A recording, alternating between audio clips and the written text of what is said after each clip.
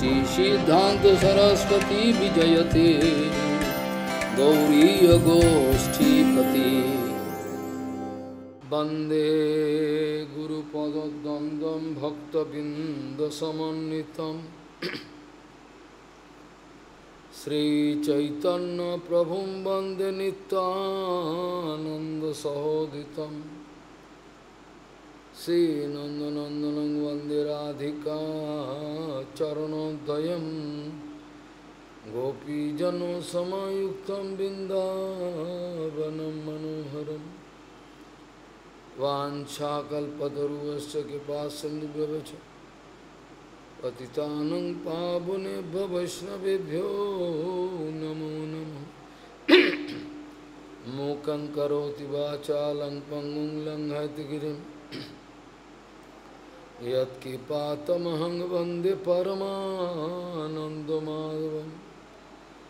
वृन्दावै तुलसीदेव वै पिया वै केशवस्य च कृष्णभक्तिपदे देवी सत्त्ववत्त्वयि नमो नमः। नारायण नमस्कृत्य नरं चैव नरोत्तमं देवीं सरस्वतीं व्यासं ततो जयो मुदीरये। संकीर्तने कृष्ण कथोपदेशे गौरीयपत्रस्य प्रकाशने च सदानुरक्त गुरुभक्तियुक्तो भक्तिप्रमोदाक्ष जगोद्वरुण्य धैर्यं सदा परिभवग्नमभिष्टदोहं तीर्थास्पदं शिवविरिञ्चनु तं शरण्यं एतत्तिहं पनुतपाल्भवाद्दिपूतं वन्दे महापुरुषते चरणारविन्दम्। यत्पादपल्लवनखचन्दमणिच्छटाय विस्फुरिजित किमपि गववधू स्वदर्शि पूर्णानुरागरससागरसारमूर्तिः साराधिकामयि कदा कृपां करोषि। श्रीकृष्ण चैतन्य प्रभु नित्यानंद श्री अद्वैत गदाधर शिवासादि गौरभक्तबिंद। श्रीकृष्ण चैतन्य प्रभु नित्यानंद श्री अद्वैत गदाधर शिवासादि गौरभक्तबिंद। हरे कृष्ण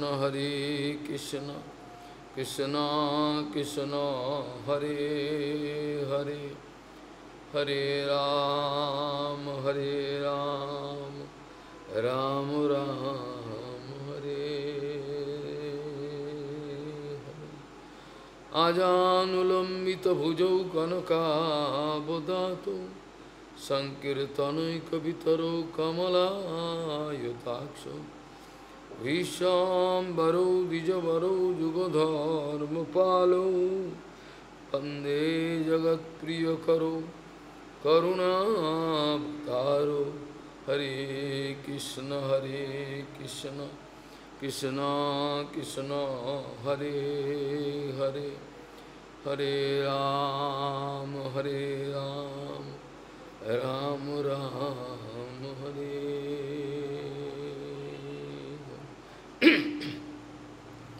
नमामि गंगे तव पादपङ्कजं सुरासुरैर्वन्दितो दिव्यरूपं भुक्तिं च मुक्तिं च ददासि नित्यं भावानुरूपेण सदा नरानं।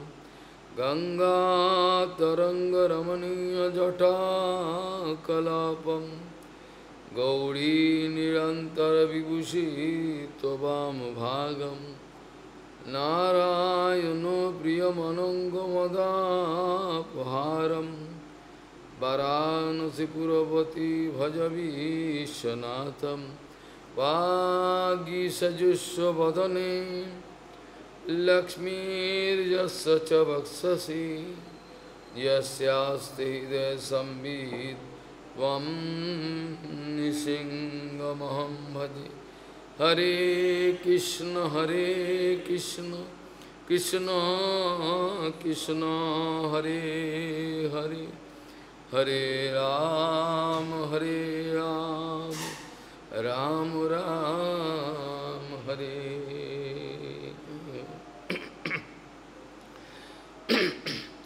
Bhuje sabhya venum sirase sikpicham katitate dukulam netrante sahachara kataksham vidadate sada simad vindavana vasati lila purichayo Jagannath Swami Nayana Patagami Bhavatume Bhuje Sabhye Venum Sirase Sikipicham Katitate Dukulam Netrante Sahachara Kataksham Vidadhate Sada Simad Vinda Vanavasati Lila Parichayo Jagannath Swami Nayana Patagami Bhavatume Gauriya Goshtipati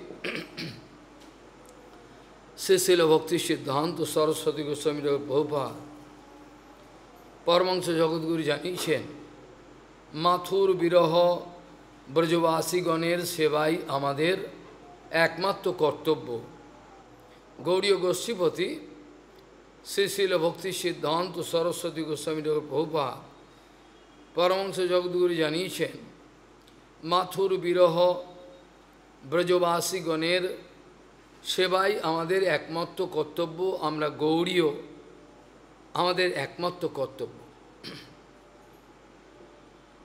মাথুর বিরহ ব্রজবাসী বলতে কাদেরকে বলতে চাইছেন মাথুর বিরহ ব্রজবাসী বলতে আমরা বলতে চাইছি সেই অপ্রাকৃত ব্রজবাসীগণ যারা কৃষ্ণ যখন মথুরায় চলে গিয়েছিলেন তাদের প্রাণ বিপন্ন হয়েছিল যারা নন্দনন্দন শ্রীকৃষ্ণের বিরহ এক মুহূর্ত সহ্য করতে পারেন না এক মুহূর্ত দূরের কথা এক সেকেন্ডও সহ্য করতে পারেন না এক পলভর সহ্য করতে পারেন না তাদের কথা বলা হচ্ছে শ্রীল প্রভুপাদ ব্রজবাসী কথার ব্যাখ্যা করতে গিয়ে বলেছেন যারা নিরন্তর প্রত্যেক মুহূর্তে প্রত্যেক সময় প্রত্যেকটা সেকেন্ডে যারা নন্দনন্দন শ্রীকৃষ্ণের সর্বাঙ্গীন সুখবিধানের চেষ্টায় সর্বদা নিরত আছেন ব্যস্ত আছেন তাদেরকে আপনারা ব্রজবাসী বলে জানবেন শ্রীল প্রভুপাদ বলছেন নন্দনন্দন শ্রীকৃষ্ণের নিরন্তর সুখবিধানের নিরবচ্ছিন্ন সর্বাঙ্গীন সুখবিধানের প্রচেষ্টায় যারা সর্বদাই ব্যস্ত যারা নিজের দেহ গেহ কোনো কিছু সম্বন্ধে চিন্তা করেন না এমনকি নিজের শরীর মন নিজের মান সম্মানকে বিপন্ন করে দিয়েও তারা রাজি আছেন নন্দনন্দন শ্রীকৃষ্ণের সর্বাঙ্গীন সুখপ্রদানের চেষ্টা করতে তাদেরকেই বলা হয় অপ্রাকৃত ব্রজবাসী যখন তিনি মথুরায় গেছেন ব্রজগোপীরা অপ্রাকৃত অভিমান করে বলতেন এখন তো তুমি মথুরায় চলে গেছো আমরা অশিক্ষিত আমরা তো তোমার সেবা বুঝি না করতে পারিনি ওখানে অনেক শিক্ষিত রমণী আছেন তারা অনেক কিছু জানেন তারা তোমার সেবা করবে এখন এইভাবে অপ্রাকৃত অভিমান করে বলতেন মাথুর বিরহ তুমি এখন মথুরানাথ হয়ে গেছো গৌড়ীয়গণের প্রাণনাথ গৌরাঙ্গ মহাপ্রভু যিনি যাকে সম্মান দিয়েছেন গুরু পরম্পরায় সেই মাধবেন্দু পুরীপাদ যাকে বলা হয় গৌড়ীয় গগনের খাম্বা বিরাট একটা স্তম্ভ সেই মাধবেন্দু পুরীপাদ চৈতন্য চরিতামৃততে লেখা আছে শ্রীমতী রাধারানীর ভাবেতে বিভাবিত হয়ে তিনি অত্যন্ত রোদন পরায়ণ হয়েছিলেন, আর্তনাদ করছিলেন। ওই দিন দয়ার্দনাদ মথুরানাথ কদাবলোকস্যে হৃদয়ম তদলোক কাতরম দ্বৈত ব্রহ্মতে কিম করমি হম। হে আমার প্রিয়, বলে দাও এখন আমি কি করব? এখন আমার কর্তব্য কি? আমার তো প্রাণ যেতে বসেছে, আমি তো আর বাঁচব বলে মনে হয়। ওই দিন দয়ার্দনাথ এই মথুরানাথ কদাবলোকস্যে, কখন তোমার ওই চরণ যুগলকে আবার দর্শন করব? এরকম ধরনের শিল প্রভুপাদ জানিয়েছেন। শিল মাধবেন্দ্র পুরীপাদের এই যে আর্তনাদ, এটা অ্যাকচুয়ালি শ্রীমতী রাধারানীর আর্তনাদ। চৈতন্য চৈতন্যে লেখা আছে এটা শ্রীমতী রাধারানীর আর্তনাদ। এটা কি করে মাধবেন্দ্র পুরীপাদের কণ্ঠে জিহ্বায় স্ফুরিত হয়েছে লেখা আছে। প্রভুপাদ বলছেন, আমরা গৌড়ীয়গণ যারা গৌড়ীয় বলে দাবি করি, তারা মাধবেন্দ্র পুরীপাদের এই যে শ্লোক, এই যে ভাব, এই যে যন্ত্রণাময় অনুভব, এতে যতক্ষণ আমরা প্রতিষ্ঠিত না হতে পারব, ততক্ষণ আমরা অপ্রাকৃত জগতের কিছুই বুঝব না। অপ্রাকৃত জগতের কিছুই বুঝব না, অপ্রাকৃত জগতের গন্ধ আমরা পাব না। অপ্রাকৃত জগতের সঙ্গে প্রভুপাদ জানাচ্ছেন, অপ্রাকৃত জগতের সঙ্গে প্রাকৃতিক জগতের এক বিস্তর পার্থক্য। এটাকে অনন্তের পার্থক্য বললেও অত্যুক্তি হয় না। প্রাকৃত জগতের সঙ্গে অপ্রাকৃত জগতের কতটা পার্থক্য, কত কিলোমিটার, এ ভাবনা করার কোনো সম্ভাবনা নাই।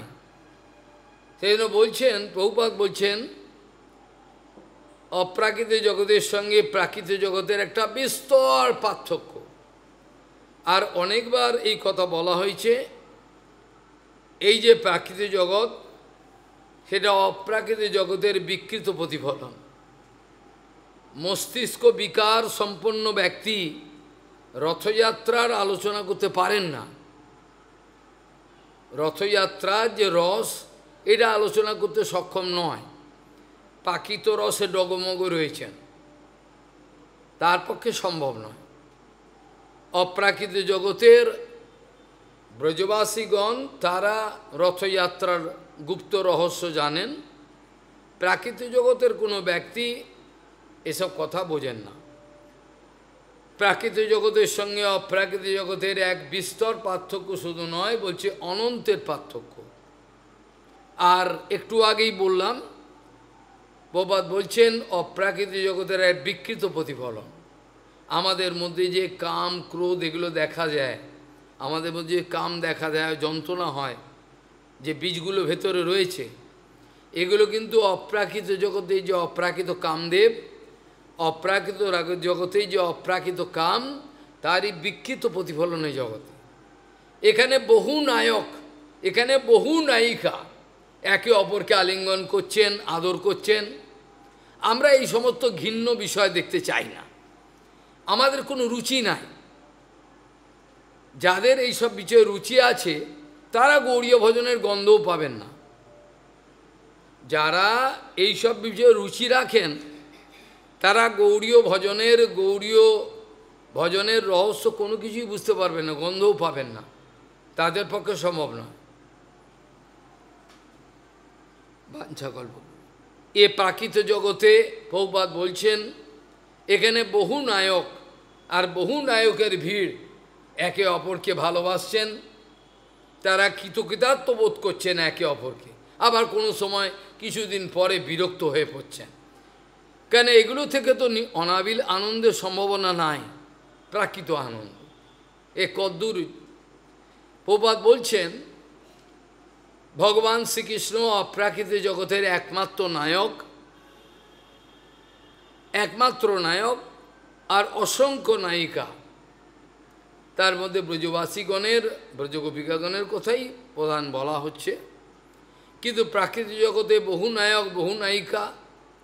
এখানকার ভালোবাসা যতই উন্নত বলে আপনি দাবি করুন না কেন, এই জগতের ভালোবাসা অ্যাকর্ডিং টু ম্যাটেরিয়াল স্ট্যান্ডার্ড ইয়ারস্টিক যতটাই উন্নত, যতটাই পবিত্র বলে আপনি দাবি করুন না কেন, প্রভুপাদ বলছেন এই জগতের ভালোবাসা কখনোই সেরকম সুনির্মল হতে পারে না। এখানে কোনো না কোনোভাবে অজ্ঞাত কারণে হলেও, এখানে কোনো না কোনোভাবে হয়তো অজ্ঞাত কোনো কারণে এই ভালোবাসার দূষণ থাকবেই থাকবে। যেহেতু এটা প্রাকৃতিক জগতে, সেহেতু এই ভালোবাসার মধ্যে বৃন্দাবনের অপ্রাকৃত নির্মল ভালোবাসার তুলনা করা যেতে পারে না। এখানে লায়লা মজনুর ভালোবাসার স্ট্যান্ডার্ড আমরা শুনেছি, আমরা নল দময়ন্তীর মধ্যে যে ভালোবাসা মহাভারতে এটাও জেনেছি, অবাকও হয়েছি। আবার জিম ডেলা তাদের ভালোবাসার কথাও আমরা ইংরাজি শেক্সপিয়ারের কথায়, শেক্সপিয়ারের লেখা বোধহয় এটা, আমি ভুলে গেছি, মনে নেই, সেখানে দেখেছিলাম। কিন্তু এই সব ভালোবাসার স্ট্যান্ডার্ড জড়জগতের বিচার অনুযায়ী অনেক উন্নত হলেও অপ্রাকৃতিক জগতের সঙ্গে তুলনা করা যায় না। কেন এখানে কোনো না কোনোভাবে প্রাকৃত দূষণ থাকবেই থাকবে, একেবারে অপ্রাকৃত হতে পারে না, এটা সম্ভব হয় না। আমি একথা আলোচনা করেছিলাম আগেও, মনে আছে 1 বছর 1.5 বছর আগে হলেও হতে পারে, যে কোনো একটা সরোবরের তীরেতে একটি নারকোল গাছ বা একটি তাল গাছ উদাহরণ দিয়েছিলাম। এই তাল গাছ বা নারকোল গাছের প্রতিবিম্ব জলেতে পড়েছে, প্রতিবিম্ব জলতে পড়ার ফলেতে সেখানে যিনি দাঁড়িয়ে আছেন তিনি দেখছেন তাল গাছ নড়ছে, নারকোল গাছ নড়ছে। বাস্তবিক পক্ষে ভাগবতী মহাপুরাণ বলছেন এই যে কম্পন আপনারা দেখতে পাচ্ছেন জলের মধ্যে যে নারকোল গাছ বা তাল গাছের যে ছায়া পড়েছে প্রতিফলন, তার যে আপনারা কম্পন দেখছেন, এটা কিন্তু সত্যি নয়, এটা সত্যি নয়, এটা সত্যি বলে মনে হচ্ছে কিন্তু সত্যি নয়। যদি আপনি জলের দিকে তাকানো ছেড়ে দিয়ে উপরে তাকান, দেখবেন সত্যিই তো তাল গাছ তো নড়ছে না, কিন্তু জলে দেখলে কেউ নড়ছে।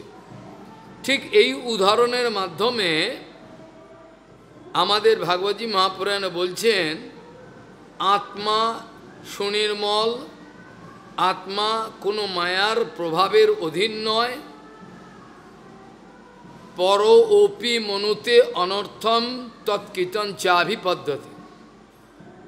পর ওপি এ অ্যাবসলিউট বিষয়, চরম অর্থাৎ পরম বস্তু আত্মা চিন্ময়, আত্মা অত্যন্ত নির্মল পরম চিন্ময় বস্তু, কেবল ক্ষুদ্র এটা মাত্র। কাজেই এই আত্মার মধ্যে মায়ার প্রভাবের ফলে যে বর্তমানে কিছু প্রভাব দেখা যাচ্ছে, অর্থাৎ জীবাত্মা নিজেকে সুখী দুঃখী বিভিন্নভাবে বিব্রত বোধ করছেন, কখনো সুখী কখনো দুঃখী, এগুলো কিন্তু আত্মার নয়। আত্মার উপরে একটা মায়ার আবরণ পড়বার জন্য আত্মা নিজেকে সুখী দুঃখী মনে করছে, এটা একটা অ্যাজাম্পশন, এটা মায়ার একটা প্রভাবে, ত্রিগুণের প্রভাবে, এটা ভ্রান্ত ধারণা মাত্র। বাস্তবিক পক্ষে নির্মল আত্মাকে জড়জগতের কোনো দূষণ কোনো কিছুই স্পর্শ করতে পারে না, সুখ দুঃখ মান অপমান অভিমান কোনো কিছুই স্পর্শ করতে পারে না, এই একটা। দ্বিতীয় কথা হলো যে উদাহরণটা, এই উদাহরণের মাধ্যমে আরেকটা যে গুরুত্বপূর্ণ কথা আমি বলতে চেয়েছিলাম সেটা হলো এই যে যদি জলের দিকে কেউ তাকায়, তাল গাছের মাথাটা অনেক নিচে গভীরে চলে গেছে, যদি জলের দিকে তাকায় দেখবে তাল গাছের মাথা কোথায় জলের তলায় চলে গেছে। সত্যি কি তাই? তাল গাছের মাথা তো অনেক ওপরে এদিকে। তাহলে এখানে জমি থেকে যারা মিনিমাম অঙ্ক জানেন, সামান্য অঙ্কের ধারণা আছে। এই জমি থেকে তালগাছের উচ্চতা ঠিক যতটা, ঠিক উল্টো এই নিচের দিকে ততটা যেতে হবে। আর বোঝা গেল, এখান থেকে জমি থেকে তালগাছের মাথার উচ্চতা যতটা দেখছি, ঠিক ওই পরিমাণে আমাকে উল্টো দিকে নিচে যেতে হবে, তবে আমি মাথাটাকে পাবো তাল গাছে। অর্থাৎ এক কথায় বলতে গেলে এই জগতে যে দূষিত ভালোবাসা, প্রেম প্রীতি ভালোবাসা, জড় জগতের যে পিতা মাতা ভাই বন্ধু প্রেমিকা প্রেমিক, এদের যে ভালোবাসাগুলো, এগুলো এই ধরনের অলিক, এর মধ্যে কোনো রিয়ালিটি নাই। এর মধ্যে কিন্তু বাস্তবিক কিছু খুঁজতে চায়, তাহলে কিন্তু রিয়ালিটি পাবে না। সেই জন্য ভক্তিবিনোদ ঠাকুর আমাদের শিখিয়েছেন, কিসের সংসার এই ছায়াবাজি প্রায়, ইহাতে মমতা করি বৃথা দিন যায়। অনেক কথাই তিনি বলেছেন কীর্তনেতে, কিন্তু কানে গেলে হয় দুঃখের কথা। তাহলে সেখানে বলছেন, ঠিক এই জগতে নারী পুরুষের ভালোবাসা যতটা ঘৃণ্য, ঠিক বিপরীত দিকে, অর্থাৎ যে আমরা যদি সত্যিকারে গোলক বৃন্দাবনে যাই, তাহলে ততটা পরিমাণ উন্নত। বোঝা গেল না? এখানে শান্ত দাস্য সক্ষ আদি সাজানো আছে, আর এই জগতে শান্ত দাস্য আদি সাজানো আছে। মানে এখানে এই জড়জগতের বিচারে সবচেয়ে ঘৃণ্য পুলিশ কেস হয়ে যাবে। অনেক লোকে নিন্দা করবে, সমালোচনা হবে। এই জড়জগতের যে ভালোবাসা, ইলিসিট রিলেশনশিপ থাকবে, এটা যতটা পরিমাণে ঘৃণ্য বলে আপনাদের মনে হচ্ছে, ঠিক ততটা পরিমাণে উল্টে দিন, ততটা মানে সবচেয়ে উন্নত হচ্ছে গোলক বৃন্দাবনে এই প্রেম, এই ভালোবাসা উন্নত উজ্জ্বল। সেখানে বাৎসল্য রস ওর থেকে নিচে, একটু নিচের মধ্যে অপমানজনক নয়। এদের যে ভালোবাসার যে বিষয়টা, এটা নিরপেক্ষ হয়ে বিচার করলে মধুর রস সবচেয়ে উপরে, তারপরে বাৎসল্য পাবেন, তারপরে সখ্য পাবেন, তার নিচে এলে দাস্য পাবেন, শান্ত পাবেন। বোঝা গেল? তাহলে এই জগতের শান্ত রসটাকে ভালো বলা হয়। মনির খুব ভালো লোক, দেখুন শান্ত, কিন্তু ও জগতে শান্ত রসের জায়গাটা হলো সবচেয়ে নিচে। এই জগতে যে প্রাকৃত ভালোবাসা যে আছে স্ত্রী পুরুষের মধুর, বলতে তো কিন্তু মধুরই বলা ভালো, প্রাকৃত মধুর, সেটা ওই জগতে তত উন্নত। কাজেই কোনো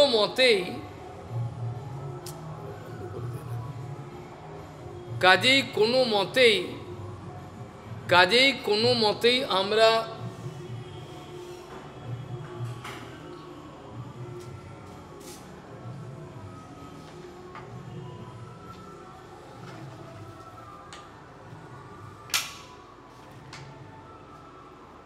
হরে কৃষ্ণ, কাজেই অপ্রাকৃত জগতের সঙ্গে প্রাকৃতিক জগতের কোনো মতেই আমরা কিন্তু কোনো সামঞ্জস্য খুঁজে পাব না।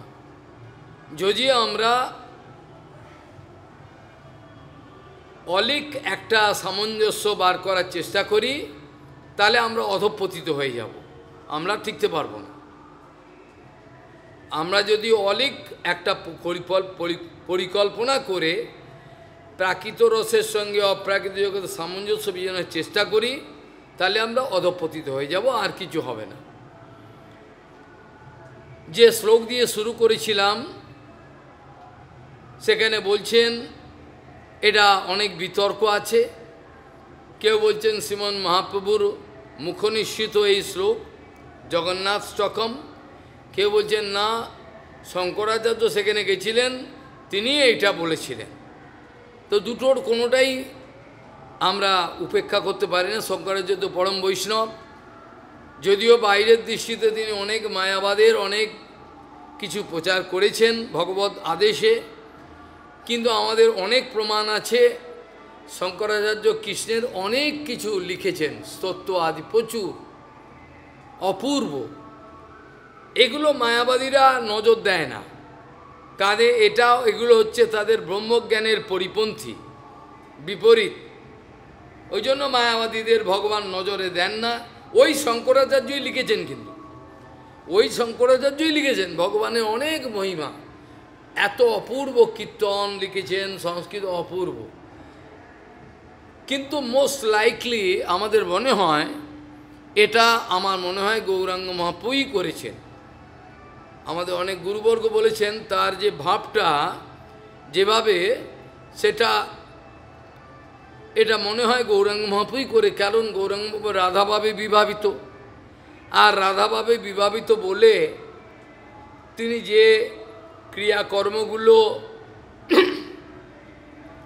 যে সমস্তগুলো আমাদের দেখাতেন, তিনি বাহ্য লীলাগুলো, যে কথাগুলো বলতেন, যে ভাবেতে বিরাজমান থাকতেন, তাতে পরিষ্কার মনে হয় এটা গৌরাঙ্গ মহাপ্রভুরই মনে হয়। কেন, যেহেতু জগন্নাথ পুরীকে অনেকে বৈকুণ্ঠ বলেন, অনেকে বলেন দ্বারকা, অনেকে এই ঝগড়া করেন, ওই ঝগড়া করেন। আমরা এদের কাউরই পক্ষপাতী করতে রাজি না। আমরা গৌরাঙ্গ মহাপ্রভুর আনুগত্যে অনুভবগুলো করতে চাই, তাদের কোনো কথায় আমরা কান দিতে পারবো না। আমরা কি দিয়ে শুরু করেছিলাম? ভুজে সব্য বেনু, সব্য মানে বাঁহাতে বেনু, সব্য মানে বাঁহাত। ভুজে ভুজে সব্য বেনুম শিরসে শিকিপিচ্ছম কথিততে দুকুলম নেত্রান্তে সহচর কটাক্ষম বিদধতে সদা শ্রীমদ বৃন্দা বনবসতি লীলা পরিচয় জগন্নাথ স্বামী নয়ন পথগামী ভব তুমে। তাহলে জগন্নাথ স্বামী নয়ন পথগামী ভব তুমে। স্বামী মানে হলো যিনি আমাকে সর্বাঙ্গীনভাবে রক্ষা করতে পারে। স্বামী শব্দটার যদি বাস্তবিক অর্থ হয়, যেটা মেদিনী কোষ আদি শব্দকোষ আছে আমাদের, সংকল্প দ্রুম, যেগুলো শব্দকোষ, জেনারেল যে শব্দ, এটা স্বামী মানে বলবে হচ্ছে হাজব্যান্ড। এইটা এত সস্তা কথা নয়। স্বামী মানে হাজব্যান্ড বললেও এই কথাটা স্বামী যদি হয় তাহলে তিনি রক্ষাকর্তা, কিন্তু পরম স্বামী তো কৃষ্ণ, আর তো কেউ নয়।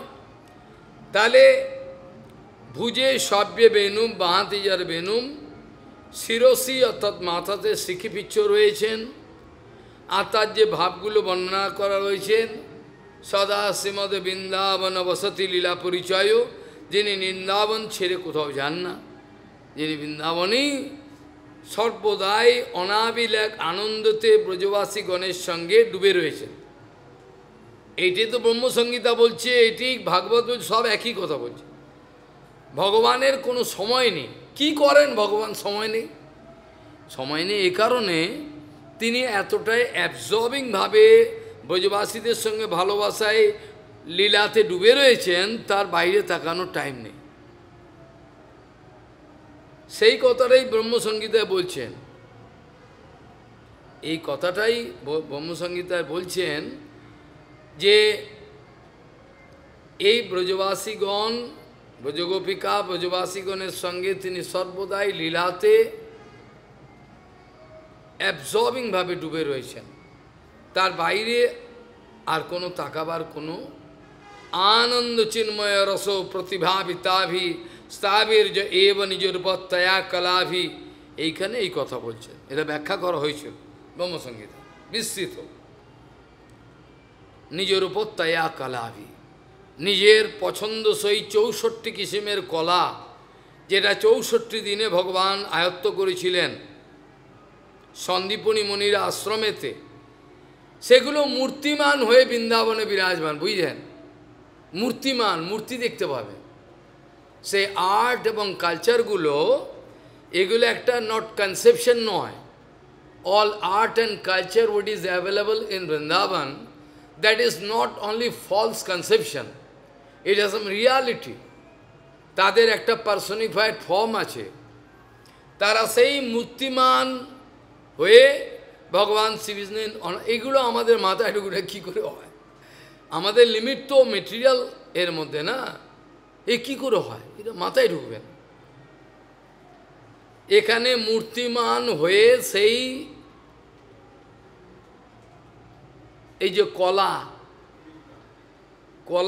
এই আর্ট অ্যান্ড কালচারগুলো, যেগুলো আমরা ইংরেজিতে বলি আর্ট অ্যান্ড কালচার, কলা কৌশলী, এগুলো সব মূর্তিমান হয়ে এখানে বিরাজমান থাকেন এবং ভগবানের সুখবিধান।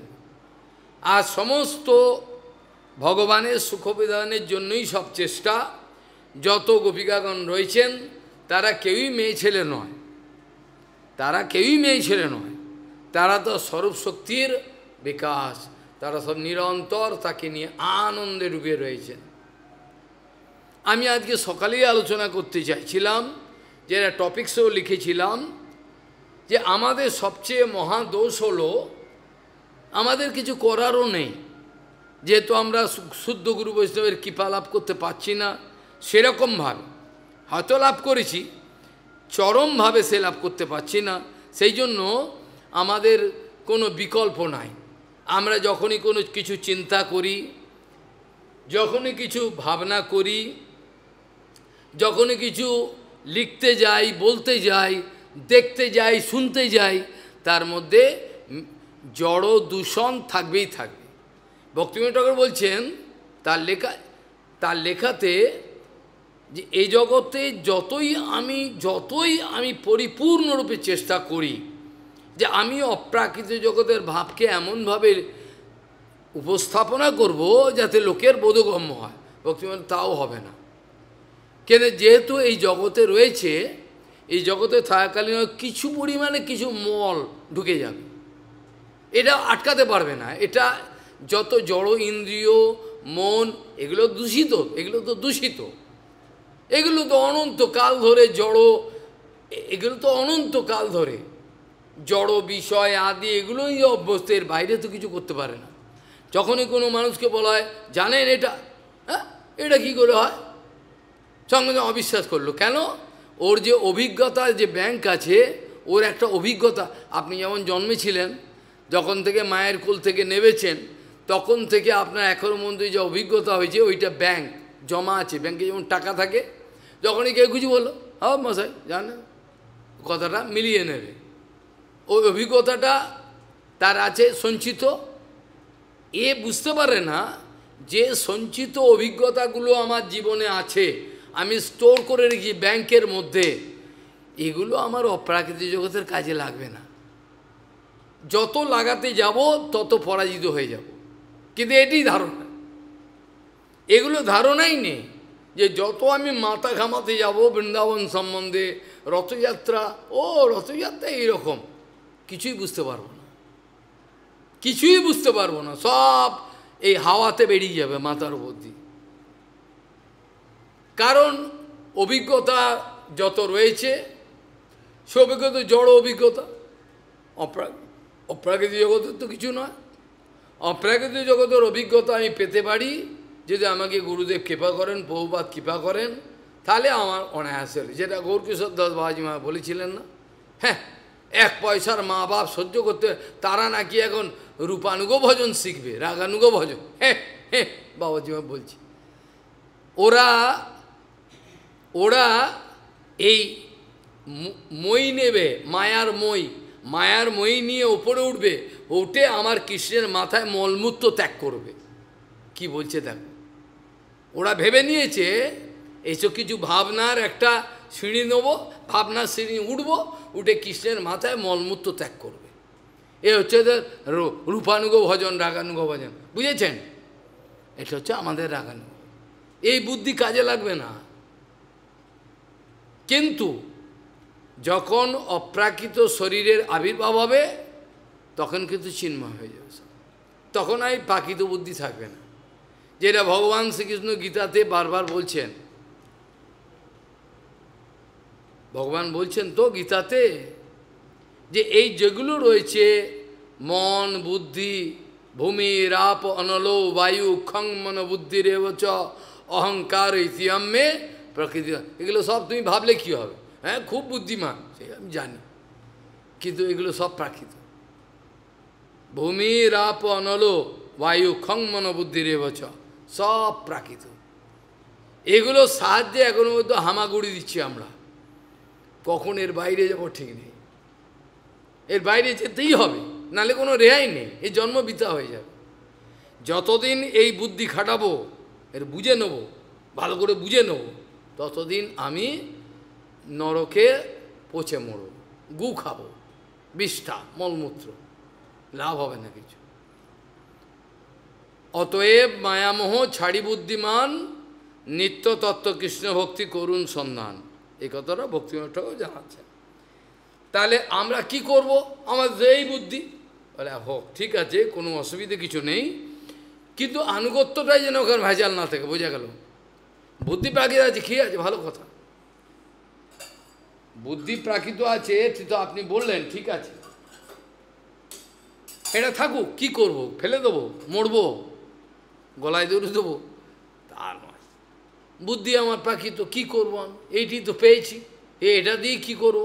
এটাতে কিচ্ছু করতে হবে না, একটা জায়গায় বাহাদুরি দেখাতে হবে, যেটা আমরা পারি না, এটা আনুগত্য। যখনই আমি শুদ্ধ গুরু বৈষ্ণবের বাস্তবিক আনুগত্য করব এবং নাম সংকীর্তনে, কালকেও আলোচনা করেছিল, নাম সংকীর্তনে ডুবে যাব, আস্তে আস্তে এই দেহ, এই রক্ত মাংসের দেহটা চিন্ময় নয়, অপ্রাকৃত দেহের আবির্ভাব হবে, স্বরূপ শক্তির আবির্ভাবে সব চিন্ময় করে দেবে। তখন হাত কাঁপবে, সেবা করতে চাইব, জগন্নাথে মালা দেবো, একটা মালা কাঁদবো, তখন ইচ্ছা করে চোখ দিয়ে জগন্নাথের রূপ দেখব, প্রত্যেকটা ইন্দ্রিয় তখন কথা বলবে, জগন্নাথের কথা। আমার কান জগন্নাথের কথা শুনতে চাইবে, চোখ জগন্নাথে, যেটা গুরুপাদ পদ্মে দেখেছি, পাগলের মতো অবস্থা। সত্যগোবিন্দ মহারাজ শূন্য দৃষ্টি, তা কী রয়েছে, কী দেখছেন জানি না। এইসব মহাপুরুষগণের সঙ্গ হওয়ার ফলে আমাকে কেউ বোকা বানাতে পারবে না। যেহেতু এইসব মহাপুরুষগণের সঙ্গ হয়ে গেছে, ভগবান করুণা করে এই সঙ্গগুলো দিয়েছেন, প্রত্যক্ষ আমি তাদেরকে হাতের কাছে জড়িয়ে ধরতাম, কাছে বসতাম, কথা বলতাম। এগুলো আমার এত সৌভাগ্য, আমার সম্পত্তি কিছুই নাই, এইগুলোই সম্পত্তি। শূন্য দৃষ্টি, তাকিয়ে রয়েছেন কোথায়, কী ভাবনা করছেন, গুরুপাদ মালা করছেন, অর্থাৎ তারা সেই অপ্রাকৃতিক সেবা করছেন। আর আমাদের প্রাকৃত ভাবনা, মালা করছি সেটাও প্রাকৃত, কথা বলছি সেটাও প্রাকৃত, যে প্রীতি বিনিময় করছি এটাও প্রাকৃত। আমি বলছি না, ভাগবতে বলছি, মিশ্রম চ সৌহৃদম, কি বলছেন? মিশ্রম চ সৌহৃদম। আবার সৌহার্দ্য দেখাচ্ছে, কিন্তু তার মধ্যে ভেজাল আছে, বাস্তবিক ভালোবাসে না। কিন্তু শুদ্ধ গুরু বৈষ্ণব ভালোবাসা কাউর বাবার খাওয়া তোমায় প্রমাণ করবে, যেখানে আমার ভেজাল আছে। ভালোবাসে তো ভালোই বাসে, ভালোবাসে তো সত্যিই ভালোবাসে, ওর মধ্যে কোনো ভেজাল নাই। যে ওকে ঠকাবে, চেষ্টা করবে, ওই মরবে, কিচ্ছু হবে না। পরিপূর্ণ বিশ্বাস রাখে ওরা, পরিপূর্ণ ভালোবাসা মানে সম্পূর্ণ বিশ্বাস করে রেখেছে, ওরা জানে কৃষ্ণ ভজন করবে। কাজেই প্রাকৃত বুদ্ধি, মন, চিন্তা যা কিছু আছে, আর পাঞ্চভৌতিকের দেহ, এগুলো তো আছেই। এগুলোর ভেতরে স্বরূপ শক্তির যখন আবির্ভাব হবে, যেটা বৃহৎ ভাগবতামৃতে কৃষ্ণদাস, এই বৃহৎ ভাগবতামৃতে আমাদের ছিল সনাতন গোস্বামীপাদ বলেছেন, কৃষ্ণ ভক্তি সুধা পানাদ দেহ দৈহিক বিস্তৃতে তেষাম পাঞ্চভৌতিক দেহ অপি সচ্চিদানন্দ রূপতা। কৃষ্ণ ভক্তির রস পান করতে থাকো, জড়জগতের কিছু খেও না, পান করো না, খালি কৃষ্ণ ভক্তির রস, অপ্রাকৃত। এটা প্রাকৃত হরিকথা নয়, এটা প্রাকৃত জগতের লেকচার নয়, এটা বিশ্বাস করো, এটা প্রাকৃতিক জগতের কোনো ভাষা নয়। এগুলো সব গুরু বৈষ্ণবের কৃপায় স্ফূর্তিপ্রাপ্ত। কাজেই কৃষ্ণ ভক্তি সুধা পানাদ দেহ দৈহিক বিস্তৃতে, যখন দেহ এবং দেহ সংক্রান্ত যে খোলসটা আছে খসে পড়বে, কৃষ্ণ ভক্তির রস পান করতে করতে, যথা মদিরা মদান্ধ, মদ খেলে যেমন প্রচুর পরিমাণে কাপড় চোপড় আছে কিনা খেয়াল থাকে না, কাপড় আছে কিনা জানে না, যথা মদিরা মদান্ধ। এইরকম ধরনের অবস্থাটা প্রাকৃত উদাহরণ দেয়া হলো, কিন্তু অপ্রাকৃত উদাহরণে এটা উল্টো উল্টো করে দাও। এটা প্রাকৃত উদাহরণ খুব খারাপ, কিন্তু হলেও এই উদাহরণটাই ভাগবতে দেওয়া আছে। মাধবেন্দু পরিবার চলছেন, অন্যমনস্ক কিছুই বুঝতে পারছে, ঈশ্বর পরিমা মহাপ্রভু সব আমাদেরকে দেখিয়েছেন এই জগতের অভিনিবেশ নিয়ে কৃষ্ণের কাছে যেতে পারবে না। এই জগতের যত অভিনিবেশ, চালাকি, বাটপাড়ি, কত কিছু করবে, কিছু লাভ হবে না। এগুলো খালি নিজেকে ঠকানো হবে, বুঝে গেল? আমি যত চালাকি করব, এগুলো নিজেকে ঠকানো, এটাকে বলে সেলফ চিটিং প্রপেন্সিটি। এটা কিন্তু কাউ কিছু করতে হতে হবে না, আমি নিজেকে ঠকাচ্ছি। আমি মনে করে ঠকিয়ে দিলাম, একটু চালাকি করে দিলাম, হবে না। এটা নিজেকে ঠকানো হয়। এভাবে চলতে থাকলে অনন্তকালেও কৃষ্ণকে পাওয়া যাবে। এই জন্য এমনভাবে সেবাতে ডুব লাগাতে হবে, সমস্ত সিদ্ধান্ত আস্তে আস্তে ভেতরে স্ফূর্তিপ্রাপ্ত হবে। গুরু সেবা এমনই মহান, ধীরে ধীরে সব স্ফূর্তিপ্রাপ্ত হবে, সব বুঝতে পারবে অপ্রাকৃত জগতে। তাহলে যখন ভগবানের লীলা, কথা, গান সমস্ত কিছু অপ্রাকৃত ভক্তের সঙ্গ করতে করতে করতে করতে অনর্গল, তখন কি হবে? তখন এই দেহ এবং দেহ সংক্রান্ত কোনো কিছু আর খেয়াল থাকবে না, সব খসে যাবে। গেলে পরে অপ্রাকৃতিক জগতে আনন্দেতে খালি ডুব লাগাবে, প্রাকৃতিক জগতের আর কিছু ভাল লাগবে না। তখন আর প্রাকৃতিক জগতের বড় বড় চোখ করে দেখি না ওখানে কে যাচ্ছে, দেখতে ইচ্ছে করবে না। আর যে সংসার মোর নাহি লাগে ভালো, কাহা যাই কৃষ্ণ হেরি এই চিন্তা বিশাল। ভক্তিবিনোদ ঠাকুর লিখছেন, এই কথাটি কিন্তু মেন। আর যে সংসার মোর নাহি লাগে ভালো, কাহা যাই কৃষ্ণ হেরি এই চিন্তা বিশাল। এই কথাটা হওয়া দরকার। তা নাহলে জগন্নাথের রথযাত্রা আলোচনা একটা ছেলে খেলা, জগন্নাথের রথযাত্রা একটা ছেলে খেলা আলোচনা, এটা হয় না। জগন্নাথের রথযাত্রার রহস্যটা আমি সামান্য, এই পরিবেশ নাই, তথাপি অল্প কিছু আলোচনা করা উচিত, যেহেতু জগন্নাথের রথযাত্রার আজকের দিন। প্রথম কথাই কোনো ব্যক্তি তর্ক করেন, পুরীর জগন্নাথ মন্দির হলো বৈকুণ্ঠ, তাদের ভাবনা।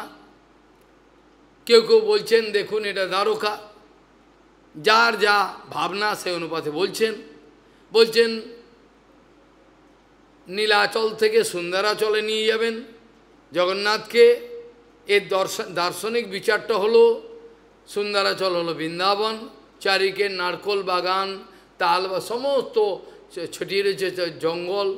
এটা দেখলে মহাপ্রভুর বৃন্দাবনের স্মৃতি হয়। আর নীলাদ্রি, নীলাচল অর্থাৎ যে সমুদ্র যেটাকে বলা হয়, একে উনি নীল যমুনা জল, তিনি যমুনা ভাবেন। অর্থাৎ মহাপ্রভুর যে আন্তরিক যে আর্তনাদ, যে ভাবনা, যে ভাবে বিভাবিত হয়ে রাধা ভাবে তিনি নিরন্তর অনর্গল তিনি পাগল হয়ে থাকতেন। চটক পর্বতকে তিনি গোবর্ধন মনে করতেন, নীলাচল অর্থাৎ সমুদ্রকে তিনি মনে করতেন যমুনা, আর এই সমস্ত যা কিছু আছে সব বৃন্দাবন চারিদিকে। আমরা কাউর আনুগত্যে থাকতে চাই না, আমরা মহাপ্রভুর আনুগত্যে যে মহাপুরুষগণ তাদের কথাই শুনব। যেখানে মহাপ্রভু জগন্নাথ দর্শন করতে গিয়ে চৈতন্য চৈতন্যতে লেখা আছে, মহাপ্রভু জগন্নাথ মন্দিরের ভেতর শ্রী শ্রী জগন্নাথ দেবকে দর্শন করতে গিয়ে কি দেখছেন? রাধালিঙ্গিত বিগ্রহ। তো রাধাকে কোথায় পেলেন আপনি? রাধা আছে নাকি? পাগলের কথা বলেন। মহাপ্রভু দেখছেন রাধালিঙ্গিত বিগ্রহ, রাধাকে আলিঙ্গন করে বসে রয়েছেন রত্ন সিংহাসনে।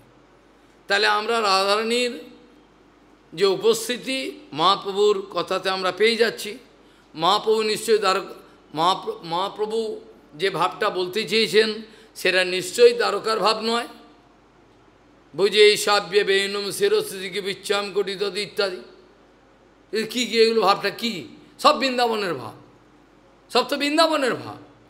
তো মহাপ্রভু যখন যেভাবে আমাদেরকে বিভাবিত করে দেখিয়েছেন আমরা সেটাই নেব, আমরা পাকামো করতে যাব না। আরে এটা তো বৈকুণ্ঠ, আমরা তো অনেক বড় হয়ে গেছি, আমরা তো গোপী হয়ে গেছি, চল আমরা ওইখানে নিন্দা, এখানে যাব না, এগুলো তো আমরা করব না।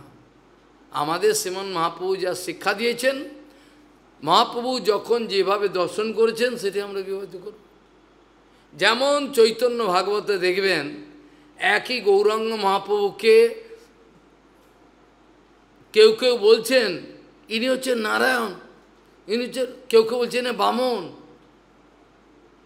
কেউ কেউ বলছেন ক্ষীরোদ গোসাই বিষ্ণু। সেখানে মন্তব্য করছেন কেহ কিছু বলে, যা বলে সবই সত্য, কারণ যাতে চৈতন্য মহাপ্রভু সাক্ষাৎ অবতারী, তাহলে কেউ বলে ইনি হচ্ছেন রাম, কেউ বলে হচ্ছে ক্ষীরোদ গোসাই বিষ্ণু, যে যা বলে সকলই সত্য হয়। কেন? কারণ গৌরাঙ্গের মধ্যেই তো সব রয়েছে। ঠিক সেই ভাবনাটা আমরা নেব। জগন্নাথ কি কাউর যদি ভাবনা হয় বৈকুণ্ঠের, ঠিক আছে বিষ্ণু করুক না, আমাদের আপত্তি কী আছে? তবে যে কীর্তনগুলো আছে পাণ্ডারা করে সব কিন্তু মহাপ্রভু যে ভাবনা বলেছেন তার অনুকূলে। সকালবেলা যে হয় শীত কমল কুচকুন, এই যে কীর্তনটা বলেছেন এগুলো সব কিন্তু আমাদের মহাপ্রভুর বিচারের অনুকূলে। কোনোটাই আমরা, যাই হোক এরা বলছে বলুক, এরা পাকামো বেশি। জগন্নাথের রথযাত্রা বেরোবার পেছনে অনেক রহস্য আছে, আমি তো এক কল্প কথা বলতে পারবো না। বছরে বছরে যখন রথযাত্রা হবে তখন আলোচনা করতে হবে এক এক দৃষ্টিকোণ থেকে। নীলাচল, সেখান থেকে জগন্নাথের ইচ্ছা তিনি পুষ্পবাড়ি অর্থাৎ সব বেরোবেন দর্শন করতে। আর লক্ষ্মী দেবী লেখা আছে, এটা হেরা পঞ্চমীর দিলে আলোচনা করলে ভালো হবে। কি করে লক্ষ্মী দেবীকে বলে যে আমি একটু ঘুরে আসি বলে তিনি বেরিয়েছেন, গিয়ে এবার ফেরবার নাম করেন না, লক্ষ্মী দেবী রেগে আগুন।